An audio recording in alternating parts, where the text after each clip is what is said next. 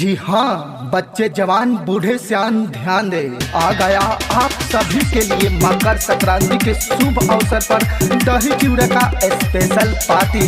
लइका खाई जवान हो जाई, अब बूढ़वा खाई सयान हो जाई। 14 जनवरी के देता बानी दावत,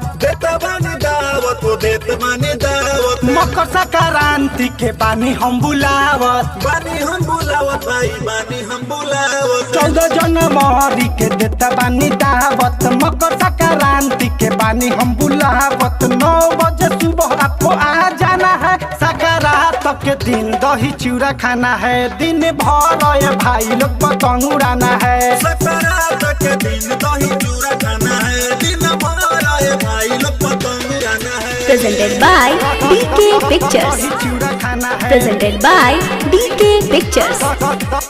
दही चिवड़ा खाना है, दही चिवड़ा खाना है।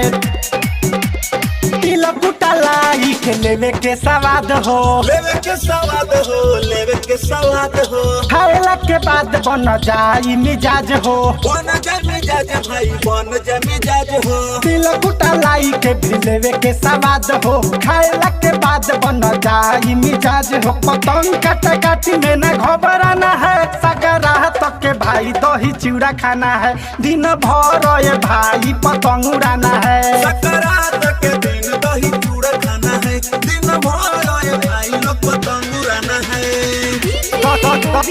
दही चिवड़ा खाना है, दही चिवड़ा खाना है, दही चिवड़ा खाना है। आलू दम से वाला खाके तरकारी, खाके तरकारी हो, खाके तरकारी। घूमल जाई भाई लोग चल के पिरारी, चल के पिरारी हो, चल के पिरारी। आलू दम से वाला खाके तरकारी। घूमल जाई भाई लोग चल के पिरारी। दीपक छपा रही आके गाना गाना है, संक्रांत के दिन दही चिवड़ा खाना है। संक्रांत के दिन पतंग उड़ाना है, संक्रांत के दिन दही चिवड़ा खाना है। दिन भर भाई